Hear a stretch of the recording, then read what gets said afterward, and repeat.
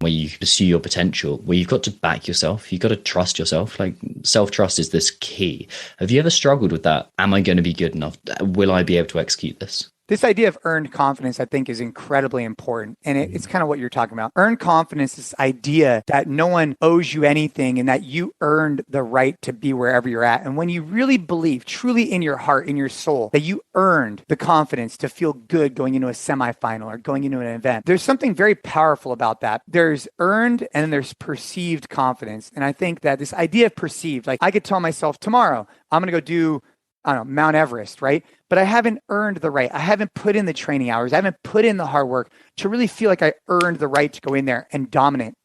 And when athletes are preparing for a task, the more they could truly feel that they earned it, the better off they're going to perform. It's non-negotiable. This is the Limitless Athlete podcast. I'm Tom Foxley, founder of Mindset Rx'd and your host. And I believe that confidence can be trained in a 3-step process. I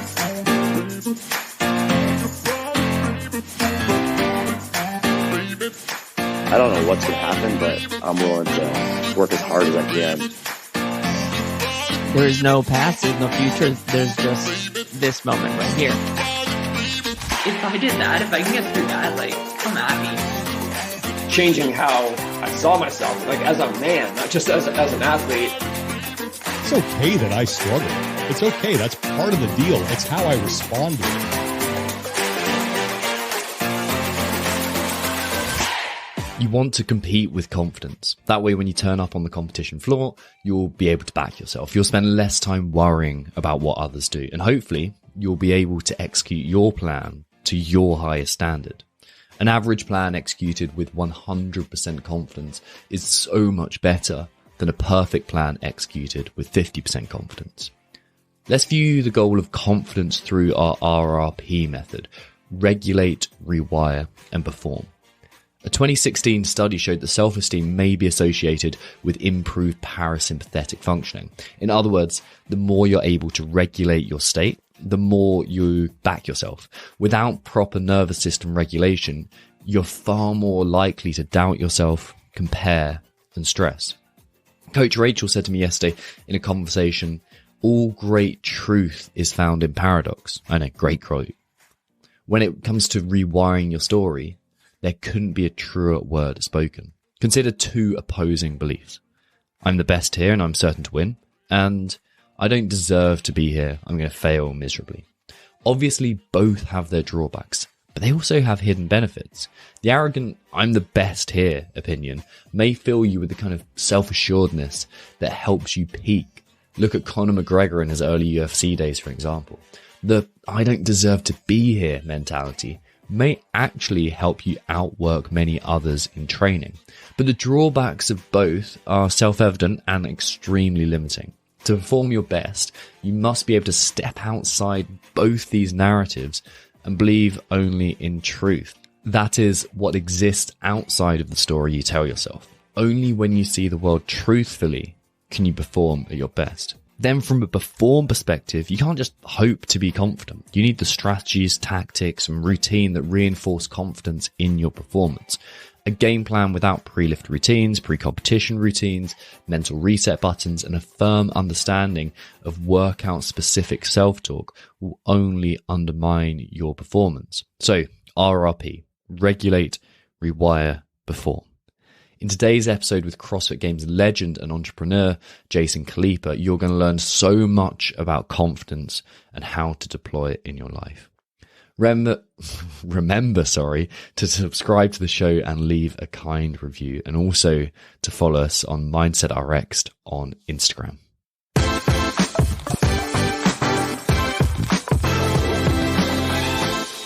All right then, Jason, welcome to the show. Such a pleasure to have you on here, man. Oh, thank you. Thanks for having me. I appreciate it. And thanks for finishing out your day, with jumping on the mic with me. So thank you. Couldn't imagine a better way to do it. I've been doing loads of digging through your story, trying to think about like what you can bring to this conversation that only you can bring this conversation. There's loads of points that I want to dive into as we go through this. But one of the first things in your story that really stood out to me was your challenge of getting to college and the difficulties around that. It seemed like such a kind of a turning point, and it seemed like such an interesting point in your life. So can you tell that story, please? Yeah, no, I mean, for me, in high school, I was the popular kid. I played a lot of sports. I messed around a lot. I didn't really apply myself. And when I graduated from high school, I applied to several colleges, and I thought I was going to go play sports, and it ended up not working out the way I thought. But when I applied to schools based on my scholastic, right, I didn't get in. I didn't get into the same schools that my peers did, including my wife. And it was heartbreaking, man. It was really one of those moments in life where I had to look at it and be like, these last 4 years of kind of jerking around have kind of like hit a wall, where in high school, you're kind of just kind of pushed along. And yeah, some people might've gotten A's and you might've gotten B's or C's, but no one really cared at the time. And then all of a sudden you start applying for colleges, and it's like, hey, you didn't get accepted because you didn't reach your potential, nor is there just going to be like this open door where you just keep moving on. So I went to a junior college for 2 years, really got my stuff together, and realized that, if I wasn't going to take control of my own future, no one else was going to be there to support me. And junior college really taught me that. I went to a private Catholic high school. Overall, it was great, but they did a lot of hand holding, and they really tried to navigate you through this process. And when you get out of that and you go to a junior college, they don't give a shit about you. And I mean, I shouldn't say that. There are some teachers who did, but you're just another number to them. They're not gonna put in the effort unless you're putting in the effort back. And that was a really good life lesson. Is that like in high school, it was like A, B, C's, whatever. All of a sudden, I got to college, and yes, you still have a grade point. You still have your GPA, but ultimately, it's up to you to reach your potential or not. And there's going to be no one there to just push you along. It was a big life lesson for me. Yeah, so it seems like before that you were kind of not enamored with the idea of your potential. Like you were kind of going, okay, like I'll just kind of take, I don't know, was it taking the easy route? Was it being popular? Yeah, it was just like kind of like unengaged. I think, sometimes I wonder if someone had kind of pulled me aside and been like, hey, I see a lot of potential in X, Y, Z. I don't think you're applying yourself and reaching your potential. I wonder if I would have listened, or if I would have thought I was too cool for school. And I'm sure maybe some people had tried to do that to me, but I can't think of a specific situation when someone did that. And through high school, I just kind of breezed along, man. Went on the weekends, partied, played football, threw the shot, did track and field. And I had some success there, but I think I could have done a lot more had I applied myself. Were there any other moments like that where you like kind of looked back, especially early on in your life before competing, before finding CrossFit, and where you went like, oh man, this is like a changing point in how I live my life? No, I mean, I think that was the biggest one, right? So I started growing up. I raced BMX bikes at a pretty high competitive level. And when I got to high school, I had some injuries because of BMX racing, which, in hindsight, I think BMX racing taught me a lot. It was a very nerve-wracking sport. So it really taught you how to control your nerves, because you're up on a gate with 7 other guys and you're trying to basically come out of that gate as fast as you can to take the first turn. And so it really taught you to kind of be within yourself, because anyways, there was some good lessons there. But when I got to high school and I stopped competing in BMX, there wasn't any standout moments prior to high school that like I would say were like pivotal to that. It was really high school and this idea that like the whole time you're kind of like moving on with your peers. And when I graduated from 8th grade, I moved on with my peers to high school. When I graduated from high school, I was thinking I was just going to move on. And that's where it stopped, because I didn't qualify. Yeah. What was the change? Like, how did you go, right now, this is how I am changing myself? Or was it more like, these are the behaviors that I'm going to perform? I think at the time I just became internally motivated to graduate from the same school my wife was at, and to not be like a loser. At the time I was working at the traditional health club when I was in high school. I used to work at the front desk on the weekends when I wasn't playing sports, and I was surrounded by some really amazing people. And when I graduated from high school, I wanted to do more. And so I started selling gym memberships, had some great mentors that really helped me to put in like the grit and the hard work. These were like no nonsense type of OG guys. Like there was no fluff, no frills, no bullshit. Just, hey, if you want to make money, you need to work hard and you need to be able to sell. And that also coincided with me not getting accepted into the school I wanted. Also got me, wrapped up in this junior college where I could have stayed there for the rest of my life. And all of those things kind of were a melting pot of like, hey, if I want to be successful, and ultimately I was really inspired by my girlfriend at the time and now wife to kind of be a better version of where I was at. I had to step my game up, and that was it. It's amazing. The commonality that we have here is probably our level of fitness. No, that's not what we have. Is our relationship. I'm glad to get married to my childhood sweetheart, just like you. Hell yeah. We've been together 12 years, but having that female influence in your life of like having someone who's going, actually, and it's not something she's saying, but it's like a mirror held up to you. It's like, this is who you really are, and you're screwing up in these ways. As I think that's such a useful thing for men to have. Yeah, for sure. Having like a strong, a woman who knows what she wants to be successful, and she wants a guy that wants to be successful too. And really what it comes down to, man, is just waking up one day and being like, dude, what am I doing? Like, am I really reaching my potential? And I mean, I still think about that today. I mean, I think I've came a lot farther than I was back then, but the idea is like, are you really reaching your potential? And what are you wasting? Like you're just wasting your potential. You're just kind of skirting through life, just getting by. And, it's all good and well when you're in high school, but when you actually get in the real world, it's no longer about B's and C's. It's about, reaching your ultimate potential, even if that's it. Yeah. How much of your potential do you reckon you're matching up to now? Oh, not even close, man. I think physically, in like CrossFit, I think I reached my potential. I think, who knows what could have happened. There's a few events that I wish had gone different ways. I wish I had done differently, but I think overall in CrossFit, I have no regrets, nothing that held me back. I think that I did reach my potential there, and life circumstances really made me pivot from that. So I'm cool there. I think that I have a lot more potential in my physical capability with additional sports like jiu-jitsu in particular.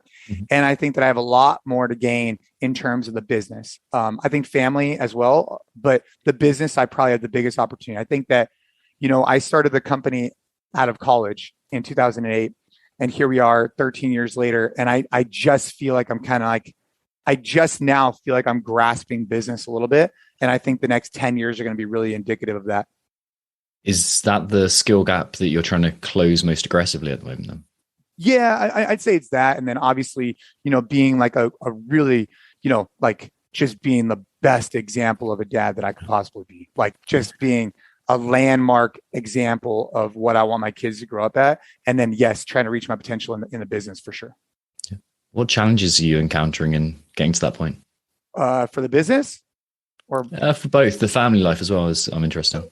Well, I mean, the family life is always going to have ups and downs and dynamics and changes. I think right now, there's a lot of gratitude in the sense I do think that things are going really well. I think that the relationships are strong. I think the kids are at a really good age. My kids are 11 and 8. And I think that they're really starting to understand a little bit more about why we do the things we're doing, why we encourage certain things. And I think that we've made a lot of steps in that direction. So I think overall things are going well. I think, in business, it's recognizing that you got to surround yourself with really great people along a shared vision. And that takes a long time. It takes a long time for you to realize what you're good at, what you're not good at. It takes a long time to find the right people and to really sit down and share a bigger version of where you guys all want to go together. And having each person actually believe in that shared vision, I think is where the struggles that we have. And I think that's where we've made the most amount of impact as of recently. Yeah. And then in terms of like your mentality in taking those steps forwards, do you encounter challenges there? Yeah, of course. I mean, look, I think that continuously trying to test yourself is the key. Number one, I think exposing yourself to micro adversity is the way to go. Like right before I got on here, I was just in the cold plunge. Like literally, I like literally right as I'm coming up. I thought you had energy, man. Yeah. And the cold plunge is a great way to, lean into adversity, lean into overcoming struggle, lean into that. And I think that it pays off huge dividends. And that's what I try and do is I'm trying to find things that are going to test me mentally and physically to help me thrive in all these other areas. That's the goal. I mean, that's what within reason. That's what I'm trying to do right now. Yeah. So obviously you get those like chosen hardships we refer to them, or intentional hardships, and then you get those incidental hardships. And the idea, hopefully, is that the intentional hardships prepare you for those incidental hardships. And like, obviously, there's been gone. But the chosen adversity, right? Like I'm choosing to put myself in these challenging times because ultimately those will help me out when life really throws you a nut kick, right? I mean, take for example COVID. If you've been living your life in a bubble, we're trying to stay as comfortable as possible. Now, all of a sudden, this thing that's completely out of your control comes and just changes your life, including as a gym owner myself. I mean, shit, we had to shut down our locations. I mean, that if you're not used to learning how to overcome those struggles, it could really be detrimental.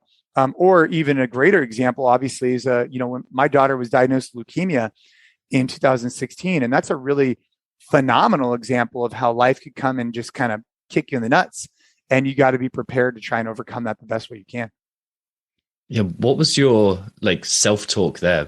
Did I read something you said like, we can't be sad because this is like too serious. Like, this is too important. This is like too important to like basically give a shit about our emotions. Yeah. I mean, my wife was really the one who was kind of about this idea that, we can't be sad in front of our daughter because we need to have this positive focus whenever we're with her. But the mindset really comes down to compartmentalizing, recognizing that there's certain things that are going to be outside of your control, and that's okay. Focus on what is in your control, and really focusing on day by day, trying to come at everything with the most positive attitude you possibly can. And I think that there's people in here who talk about that. I think that in theory, it sounds delightful, right? But when you actually are in a real struggle, that's where you can really lean on the tools that you've been developing. So for anybody listening who's trying to develop tools, I think too that we should really focus on is understand what's inside versus outside your control is so incredibly important. And then recognizing the power of staying positive. And the best way to develop that is through micro adversity. So you're in the gym and you don't hit the set you want, whatever. You say, okay, it's all good. Let's reset. Let's get back in it. Let's stay positive. Let's coach ourselves through this the way we would coach an athlete through this, versus identifying a negative mindset and then letting it just spiral. And when you develop that in the gym or you develop that in the garage and then you translate that into real life, that's when something really magical happens. And in my particular case, those were two incredibly powerful mindset tools that I used, over the 2.5 years of spending time in the hospital. Yeah. And that is maybe one of the toughest tests that we can get, like having your kid be that sick. It's only, you're only going to, like I can't even begin to imagine what that's like. It's beyond my imagination. But the only way you're going to kind of have a fighting chance of coming out with that mentality of like, okay, I'm going to stay positive and I'm going to approach what's in my control, is if you've practiced it time and time and time again. It's that old quote of, we don't rise to the level of our expectations, we fall to the levels of our training. And you got to train that in the whole time, man. Yeah, I mean, I've said this before, but I think the greatest gift that the CrossFit Games actually gave me was not the medals, the money, the sponsors, the fame, all that kind of stuff, whatever. It was the mindset tools of, really having my back up against the wall so many times and learning how to overcome that. When in reality, now that I'm older and I'm more mature and I've gone through some of the life experiences I have, when in reality at the time, that was like the worst thing that's ever happened to you. Let's just say you pass out an event, or you lose, or you don't perform to expectations. You have to get back on the, and get back at it. And at the time, these are really big compartmentalized things you have to go through. They are micro compared to when you get older and you have real struggles with outside, in family and in life. And I'm forever grateful for the CrossFit Games, because in that sport, which at the time was life, I was able to then take that into life as we moved on, It's like you kind of understood it. You understand it's part of the process after it's been, rather than the end goal in itself. Like the only example I've got is, okay, I passed out of some pretty difficult military training. And at the time, that was my world. Like, I had to get that green beret there. Like, that's what I was trying to earn. However, like, it's what that taught me that's been able to apply to the rest of my life that's way more important than the acquisition of that, well, green piece of felt. Yeah, isn't that the funniest thing? Yeah, it's like in the moment, right? That's all that matters. And in the moment, that's what you think is the goal. But in reality, it's just another step along this very long journey that will help to develop who you are and the obstacles you could overcome in the future, And I think that's ultimately what they're trying to do in the military as well, is they're trying to set these pillars and these goals. And then through that process, you go through a bunch of challenges and struggles, but then it's the challenges and struggles that then grow you to be a better leader, a better soldier, a better whatever, you know what I mean? Yeah, and the whole concept of train hard, fight easy. It's like you push yourself, you push yourself, you push yourself, and hopefully when it actually counts, it's not going to be as awful. That's right. That's right. So we're talking around what I suppose is the hero's journey. Like, you go through these series of challenges where you're pushed and you encounter limits, and like, just like in Lord of the Rings, where you go through like stage after stage and you fail and you come so close to failure and it's way bigger, and that prepares you for a bigger challenge. Like, we're talking around that, but there's also in that there's like kind of mentors, and there's people who teach the hero their path of growth. Who's that been in your life? Like, Ashley seems like one of them. Who else has there been?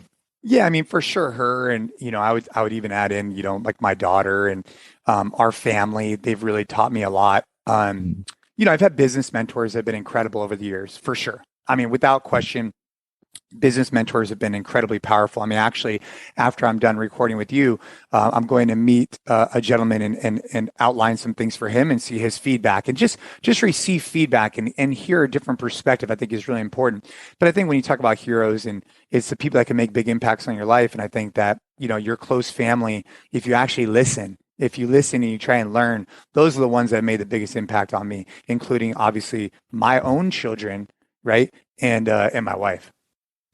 How do you know when you've got to prioritize what you know is right in your heart of hearts compared to what someone who wants the best for you genuinely but might not be able to see things from the perspective you have? Well, I think you have to make the decisions on your own, but you need to weigh in with other people's perspectives, because ultimately you're in your own echo chamber. You're in your own, it's a self-fulfilling prophecy. People want to find their own, they want to be right. But but you could be right and be right more often if you expose yourself to more people with different perspectives on the same situation. I guess, like, take, for example, and this is probably most related in business, is if you have a leadership team, you've built up great trust and you really trust each other, and you're all in it for the same reason. We already talked about this. Like, hey, this is our shared vision. We want to get here. We're not at odds with each other. We're not enemies. We're on the same team. But what we need to do is have good communication to decide, hey, I'm coming from this background and this is my opinion, what we should do. Then this person says, I think we should do this. And then together you discuss. Now, ultimately, if you're a leader, you need to make a decision, but you need to make that decision based on, gathering as much of the data as you can and listening as well as you can, because I think people also bring different life experiences to the table that could really help you get stronger. Like I've had a mindset coach for a long time, and that was one of the things I found valuable for him, was that he was able to help me unlock, listen, and learn more from others instead of just being closed-minded to things. I've got about 5 points that I want to jump off from that from that answer. Let's start off with who's your mindset coach?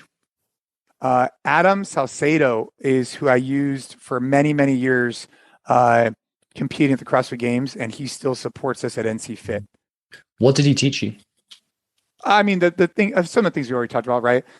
Understand what's outside your control, positive mindset, and ultimately just a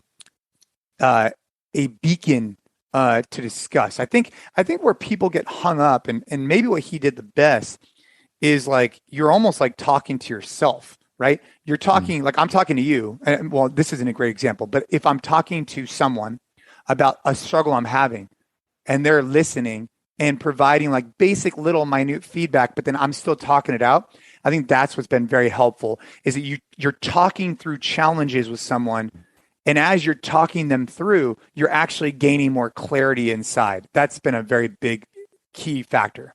Yeah, so we use this audio processing software called Crisp, and at the end of each call, it tells me what percentage of the time I've been talking, and the ones that are the best coaching calls that we have with athletes, my talking is like 3% or 4% of the whole conversation, and it's like it's the kind of the vessel for conversation that's the valuable thing, and the kind of maybe harsh feedback or honest feedback that you get.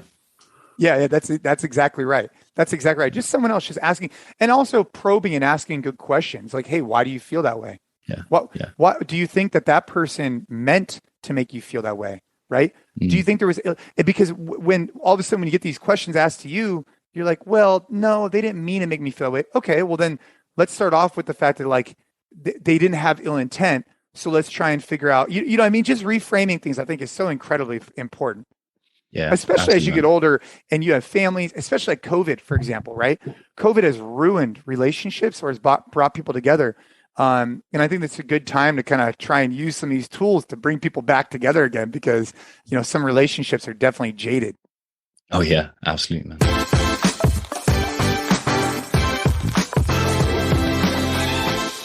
Hey, if you're enjoying this episode, chances are you'll enjoy our free ebook, How to Stop Substandard Self-Critical Plateaus and Unleash Your Potential. It's a step-by-step guide to finding your mojo again and getting back to the athlete you know you can be. It's free. You just have to stick your email address in and download it. To find it, head to mindsetrxd.com/ebook. That's mindsetrxd.com/ebook. Now, let's get on with the show.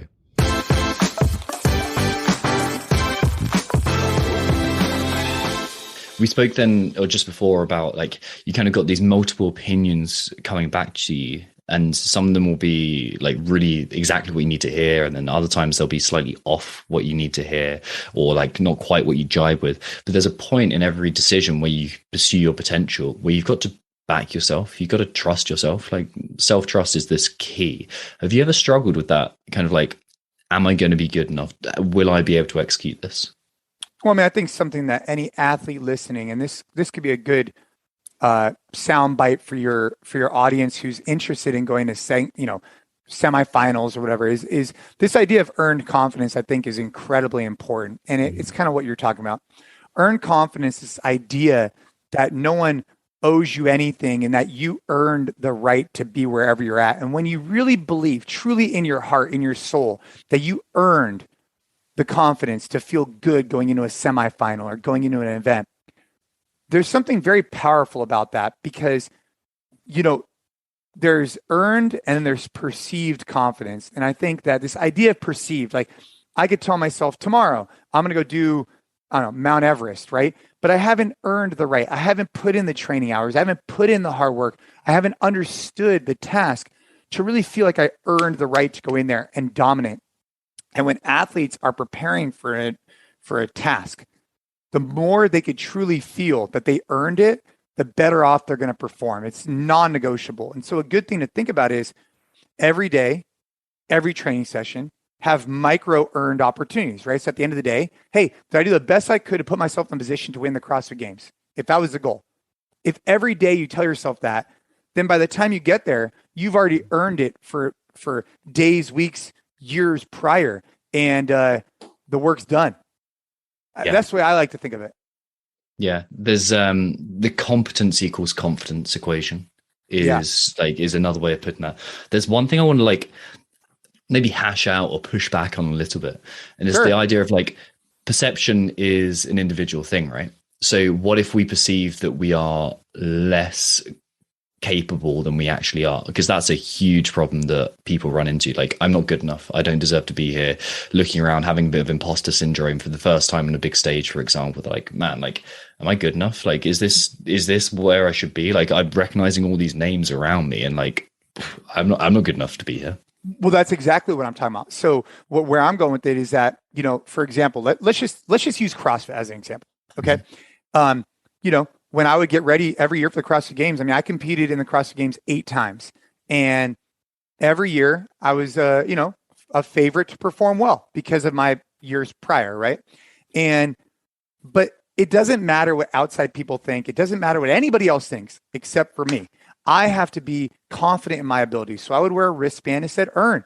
And I'd be sitting on the bus with a bunch of dudes. I'd be like, no one gave me shit. I earned the right to be here, just like all of your athletes did through the open, the semifinals, whatever else they're at.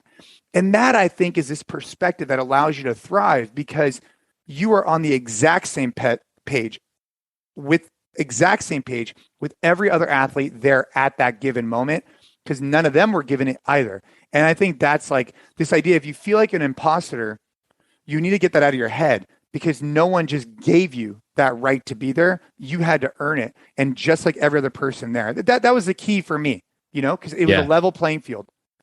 So all those are examples, like putting the mental reps in, like in that process saying, I deserve to be here. I did this. I did that. I did like that. Those are the rewiring of those pathways in your brain. Those are the kind of step by step. Those are the reps. Those are like the myelination that's happening.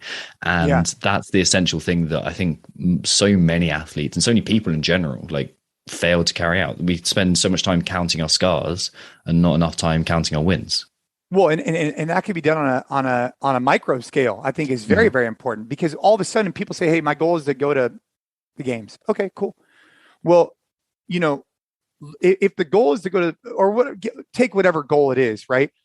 Every day is a really easy opportunity to do a micro check-in because then those compound and you don't have any regrets, right? Where you say, "Oh shit, I missed a month of training." Well, now have you really earned it? Probably not, right? So every day, every session, every time you have an opportunity to improve yourself, if you ask yourself that, by the time the actual event comes up, you have so many check marks that you've put. Like, that's it. You're all good to go. And how you perform is how you perform. Yeah. And you could almost do exactly the same training program, exactly the same execution. But if you're reinforcing to yourself along the way, if you're putting ticks in those in that win column over and over again, you have that bank of confidence and self-assurance, self-trust to like kind of draw from. Yeah. And to ultimately go out there and go reach your potential in the actual event. It's important. Let's just say, for example, you've been putting check marks on your, clean and jerk. Well, when the event comes up and it's a clean and jerk ladder, or you only have 3 attempts or whatever it is, you have to go back into that bank where you say to yourself, dude, I've done this thousands of times. All I need to go is go execute the way my training has prepared me for. And I've earned that confidence to know I could do it. Now just go out there and go execute and reach my potential. That's it. And these are skills that are easier to talk about than to execute on. I understand that. There's probably people listening like, yeah, dude, what you're saying sounds good, but you have to start somewhere, right? You have to start with basic fundamentals of mindset and then eventually start building up on that, And that's where the accountability of a coach, and obviously like that's a great unintentional plug for our services, but it's like the accountability of, like, even if you have a group around you, like even if you have like a set of people around you, like, hey, what did you do today? Like, what are your intentions today? What are you going to do to win the day? And then how did you win the day? If you create that kind of circle of just reinforcing that, that's enough to bring you forward. That's right. And I think like this idea of, what you guys do with your clients and working with athletes for CrossFit. Okay, cool. Like, that's fine. But I would say that anybody listening, they don't even understand. They will only understand this conversation 10 years from now when they look back at the different mindset, assuming you guys support them on the mindset, assuming you're doing a good job, all those different things. They'll only see it 10 years later, the true benefits of what they received from your conversations. Because here I am a decade after my really initial conversations, or maybe even more, with my mindset coach. And looking back on it now, I just am starting to like really understand the value that he provided, which really honestly, like, yeah, it made my competition better. That was great. But it's all these other lessons that you could then impart for the rest of your life, Yeah. You're making these micro adjustments that are like, I don't know, 1/10 of 1 degree. And you like just adjust course slightly, but added up over time, they can point you in a completely different direction, especially with that time. You're just like, you're a different person. You've got a different kind of baseline of thinking. Yeah, that's right. That's right. Yeah. We spoke about like preparing yourself for events. What was your pre-event or pre-comp routine like? Yeah, I mean, I think it's really important for anybody who's looking to compete in the sport of CrossFit or any of that is to have a mantra and also have a flow that you go through to basically prep yourself up. So let's just say, for the sake of argument, the event is a clean and jerk event. Going back to that, you should have a general warm up that you perform every time for every event the exact same way, not just exactly the same way. And during that warm up, what you're doing is you're mentally and physically triggering yourself to know that, hey, you're priming your motor to get ready to go do something difficult or whatever, right?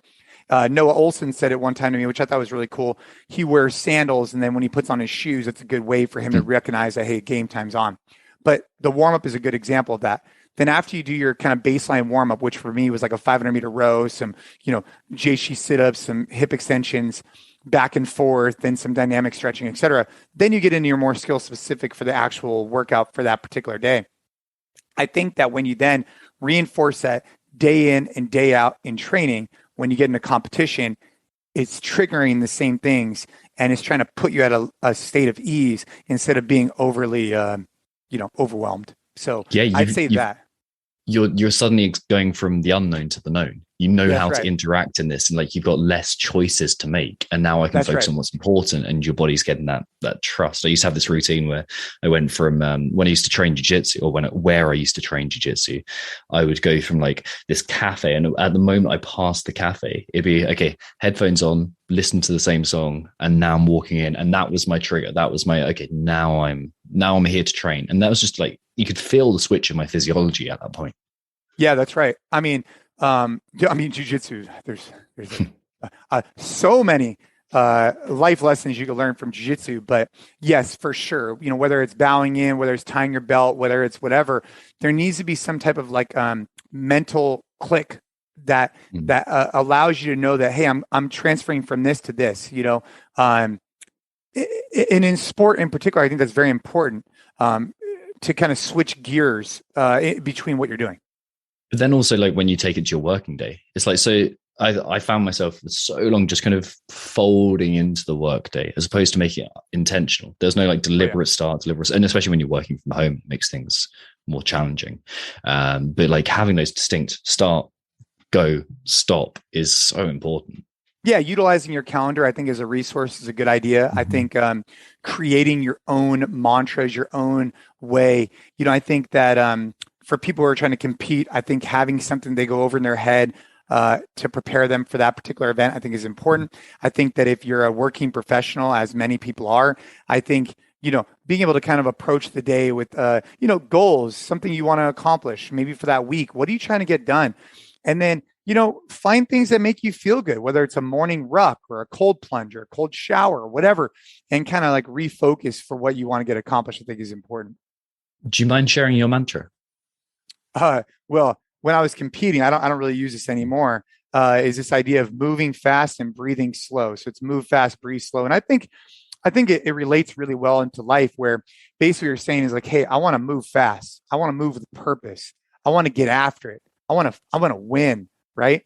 But I'm going to breathe slow. And I think the benefit of that is this idea that you want to be in control of your breath. You want to be in control of your actions. You want to be methodical and not reactive. And so that's this idea of like moving fast but breathing slow was the theory in those type of events.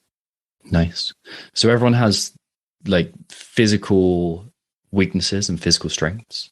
I know I'm a great runner, but my strength isn't where it could be, and I have to work harder on that. And everyone has kind of mental proclivities too. What were the mental challenges that you had to overcome when you're training, or when you're competing? I mean, they're all the same things I think a lot of people have to overcome, right? It's feeling insecure about your abilities. It's worrying about your competitors. It's not knowing the events. It's the unknown that would really cause a lot of friction. It's I think that was the stuff it's most daunting, right? Because you worry so much about what your other competitors are doing or the events. But at the end of the day, that stuff's outside your control. You just got to go out there and perform. But it's hard to get that out of your head.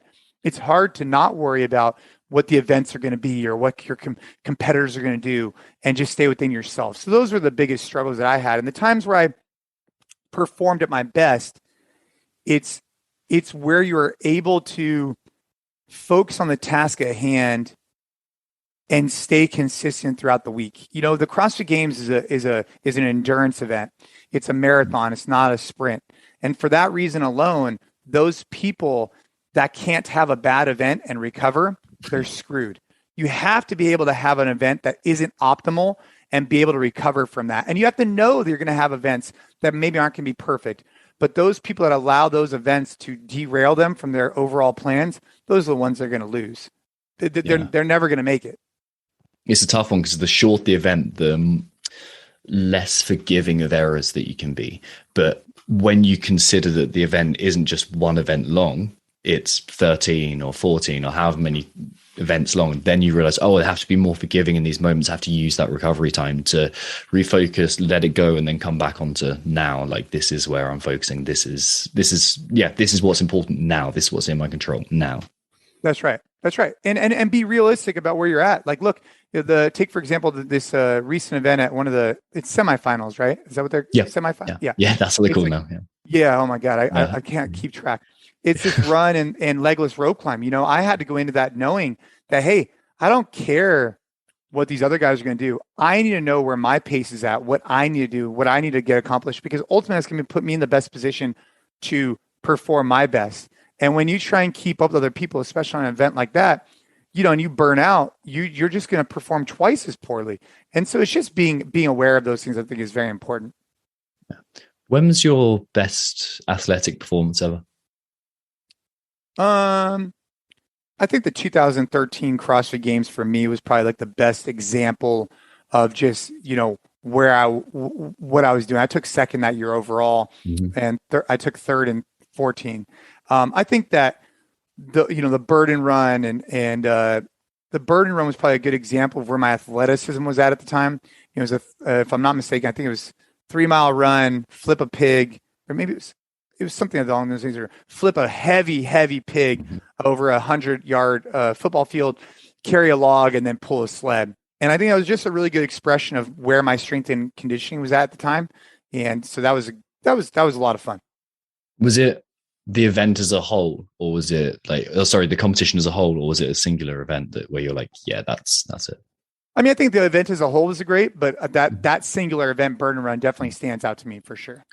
Did you have any moments that were like how people would typically define a flow state, where you're like, time slows down, or you feel like you're not quite in yourself, you're kind of pulled back from reality? There's a few other triggers to it, but yeah. Yeah, I mean, especially looking back on some of these things now, yeah, you definitely found that flow state. You found your rhythm. You were in a state of euphoria, I think, for me, because I was winning basically not the whole event, but a lot of the event. And yeah, you definitely want to find that flow state, and you'll looking back on it again, those are the type of events you work your whole life to compete in, where they just kind of just it all just kind of comes together, that like the half marathon row is another example of that for me. I think there was multiple events that come across the table, but I think the burden run and half marathon row really stand out to me. What did they feel like?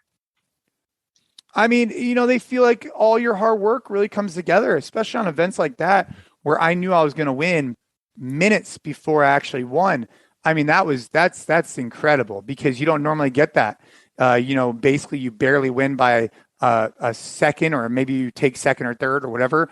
But typically if you win barely. In this particular case, you're winning by, a lot. And those moments feel really, really good. I mean, I had some of those moments also at regionals where you knew you're going to win before you won. But man, that's and looking back on it too, it's like, it's different now than it was then for me. Then the sport of CrossFit was my life. Yes, we had our business, my family, but I was so dedicated to winning. And those moments meant so much to me. now that I'm older, I've exposed myself to more sports. My family's growing. It's different now. But back then, at the time, I mean, that's all there was. Yeah. Yeah. You speak quite a lot about the transferability of mentality between competition on the athletic level and business, and obviously bringing that to NC Fit. Is there anything that was helpful in competing that's not helpful in business and vice versa? I mean, the time commitment. I mean, the time commitment to train is not beneficial when you're trying to run a, multinational business. I think that, my training now looks like about 90 minutes a day. And that's where I find good rhythm. I do our NC Fit workouts pretty much every day. And then also incorporate some jiu-jitsu. And if I'm just doing jiu-jitsu and maybe some finisher from NC Fit, or I do vice versa. But yeah, 90 minutes to 2 hours is where I'm at. Back in the day, when you're spending 4 or 5 hours a day training, it's very difficult to run a successful business when I'm spending that much time training. Now we have really good people surrounding our business, which is a little bit different, but still, I think that at the end of the day, that the struggle becomes, what do you want to focus on? How much time do you have? And I think for a lot of athletes listening, if you're on the cusp and you've been grinding, you got to take a self-reflection and say to yourself, like, hey, is this competition thing for me? Or should I just use CrossFit or fitness to keep myself healthy and really dedicate this effort that I'm putting into other areas of my life that might help me thrive more in the future? Yeah, it's like you've got 100 units of willpower per day, and where are you going to dispose those deposit those units of willpower? It's like maybe it's in something that isn't quite aligned to who you want to be, and something that you're not quite doing for the right reasons, or maybe it's something you truly want to go all in on and make your life and be. And like that's obviously when you find that thing, that's what you want to deposit it. That's right. That's right. So yeah, I think just time's are an important factor for anybody, because where you put in time and reps, you develop competency in those things. It's just like sport. If you spend a lot of time walking your hands, you're going to get better at it eventually. But if you're spending 4 hours a day getting better at fitness just to get better at fitness, that's fine. You just need to realize what you're doing and why you're doing it, right? If you want to win the CrossFit Games, you need to spend that much time to get better at the sport of CrossFit because you're trying to be a pro athlete. But if you're spending 4 hours a day, there might be better ways to utilize your time to enhance your overall lifestyle. That's all. Yeah. If your goal is to just, I don't know, be a better dad or be a better partner, or like be a kind of happier version of you, like 4, 5, 6 hours training a day probably isn't the That's probably not where you need to be. No. Probably not. It's probably the way to do the opposite.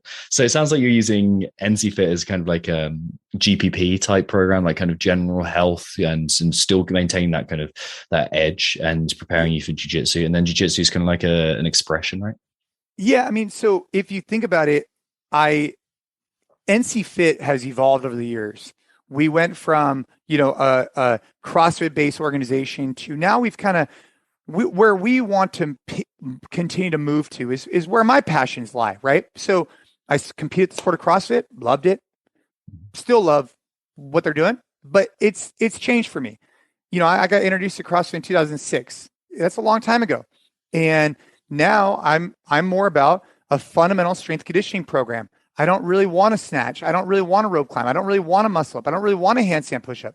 And I'm okay if you want to. Do you? But that's not where I want to go, right? And so NC Fit, we have a Metcon track that's a little bit more GPP focused. We have an NCX track that's just fundamental strength conditioning. You're not going to do full snatches. You're not going to do rope climbs. You're not going to do handstand push-ups. You're just not. And that program is mainly what we use inside of our actual brick and mortar gyms. And then we have NC Flex, which is our version of bodybuilding.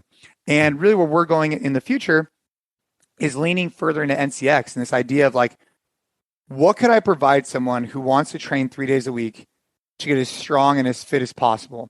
I'm not going to have them try and learn a muscle up because I only have 3 hours a week. What am I going to have them do? I'm going to have them focus on push, pull, hinge, squat. I'm going to have them focus on a 12 to 20 minute conditioning piece.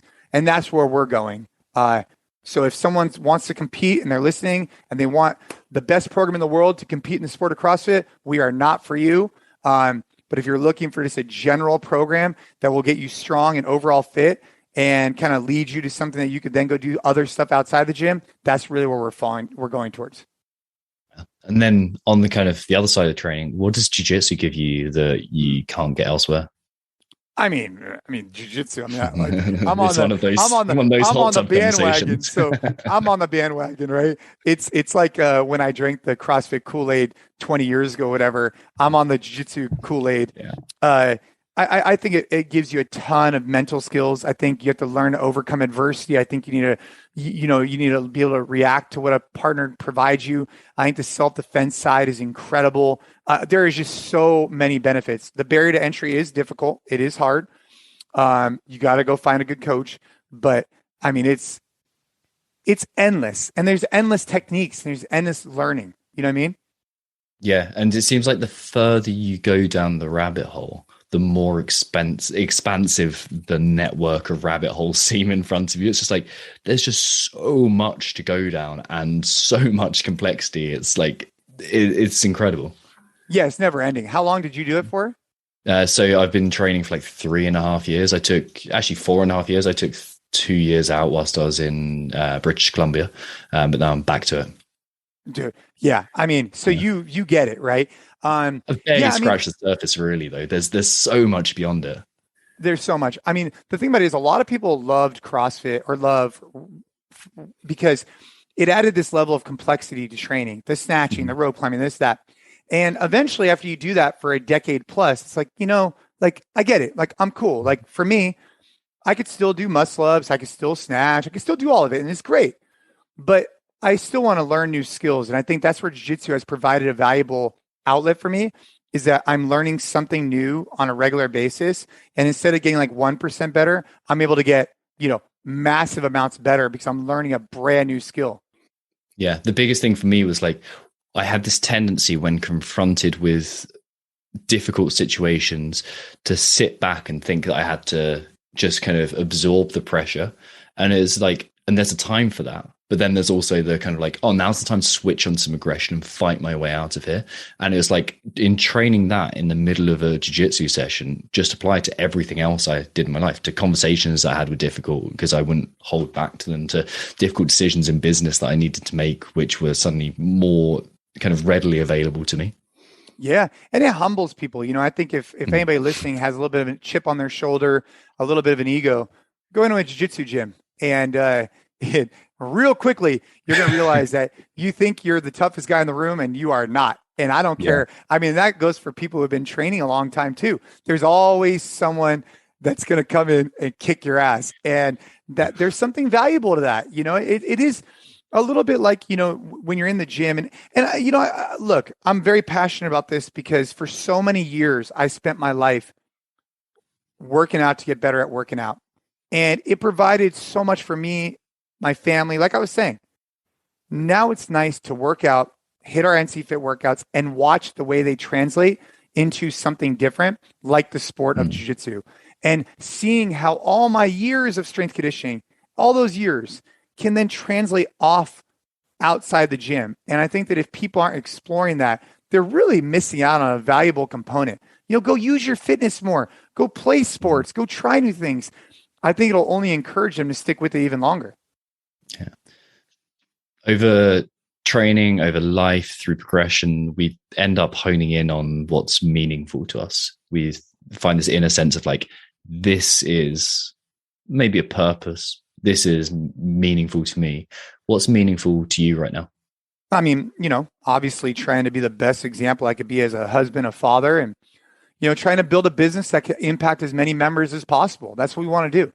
We have gyms, we have, our online app, we provide things to gym owners, but I think we're just scratching the surface. And that's what motivates me right now is, how do I look myself in the eye at the end of the night, or I'm in the sauna or whatever, and just be like, hey, I'm really trying to reach my potential in these different areas. And I figure if I do these micro check-ins on a regular basis, you're never going to wake up, years later and be like, dude, I was a shitty husband, Yeah.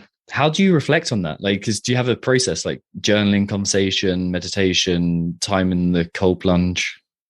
I think it's like sauna, and it's riding the bike, and it's Rux. It's time just to kind of free your mind. Just say, hey, like, dude, you know what, man, I'm not doing that great here. You know, I need to recognize that, you know, I shouldn't have picked that battle. I should have listened more. I should have done this today. And that's fine. Then go tomorrow and go try and fix it. And, you know, look, I'm not perfect at anything, and neither is anybody. But trying to be more aware is, I think, the key, because I think having awareness on like, hey, I'm not being engaged with my kids. Having that awareness alone will help you towards fixing it, you know? Yeah, it seems like that moving reflection piece is huge. Like you're going to get outside and go for a rock or go for a like light run or something that's not going to kill you, and just like gives your mind that space to go into. That's right. It's like freeing endorphins. It's making you feel good. I think that rucks are a great way to do that. I think sauna's fine, but I think the rucks are probably the best way I found it. To have that reflection. Yeah, absolutely. I couldn't agree more. What books have you gifted most to other people? Oh, including your own. Yeah. You know, As Many Reps as Possible is my book. I think the audio version is available on Audible if you want to check that out. But right now I'm reading a book called Traction, which is a business book. I'm not too far into it, so I can't really. Here, let's see. I got this one. So I just finished Tim Kennedy's book, Scars and Stripes. I just finished that. It was good. It was definitely some gnarly stories. And then I'm currently reading Traction, which is more of a business book about goal setting and stuff like that. But I'd say, you know, Mark Cuban's Sport of Business is one that I have gifted people in the past. It's a short, quick read, just gets people fired up. And that's just first to come to mind. Nice. What habits do you perform for your own, let's say, mental health? Well, I mean, I think I exercise every day. I hit the cold plunge every day. I do some type of self-reflection every day. And those are probably the three that come to mind. What's your cold plunge routine?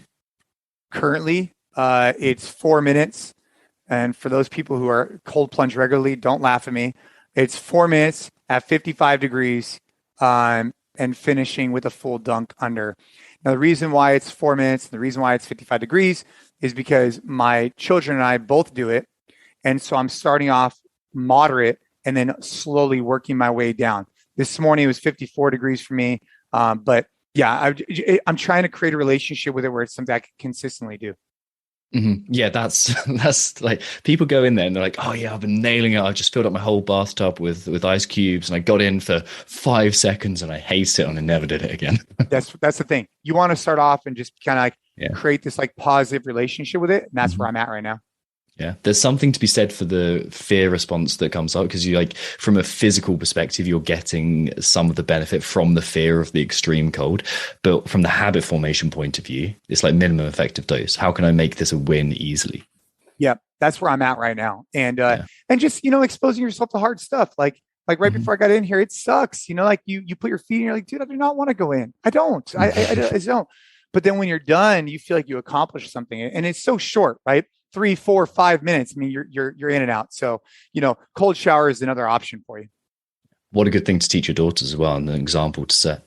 Oh man, you know, the greatest thing that I could teach my kids, I think, I mean, aside from like how to treat others and things of that nature, are, you know, exposing them to small bouts of adversity and struggle. Look, people can say what they want, but this world is not easy. This world is going to be difficult. It's going to come with a lot of challenges, and we can only shelter our children so much. And I think we need to expose them as much as possible to as many hard things as we possibly can within reason. And the cold is a great example. Workouts are a great example. Rucks are a great example. Sport is a great example of learning how to win, learning how to lose, learning how to overcome. And I think if we could start that at a young age, I think it just continues to build on each other. Yeah, you know what? People do push back against that idea of we've got to give our kids adversity, but they're never the type of people that I look at and think, I want to be more like you. It's always like people that I respect, always like, yeah, I want to give my kids as much adversity as they can safely handle without as much undue risk. That's right. I want my kids to be the toughest kids in the room, the people that could overcome mentally whatever that comes their way. And physically, also, I want them to be the toughest. I want them to be able to have self-defense skills. I want them to be that confident because of all this earned that they've been putting in the work, so they could go through life and really feel comfortable that, hey, they know how to defend themselves. They know how to overcome challenges, and it's never going to be perfect, but we're going to keep working towards that. And, I saw that firsthand, like when Ava got sick with leukemia. I mean, we've been in the ICU. She's gone through a lot. And I think that those skills, what she had to go through in the hospital for those years, I think has made her a better person outside, because she could learn to overcome struggle a little bit better, That's beautiful. Yeah, you can either, I think Jordan Peterson said something like, you got a choice between making safe kids or making strong kids, and one of them's impossible. Okay, man. Well, a good place to wrap up. Where can people find out more about NC Fit and the app? Well, you can go to nc.fit. You can go to the App Store on iOS, soon to be back on Android, but it's just NC Fit. And, you can go to Jason Khalipa on Instagram. You can go to nc.fit on Instagram, and check it out and hit me up and let me know if there's anything I could do to support you along your fitness journey. Beautiful, man. Thank you so much for your time. Yeah, no problem. Great to be here.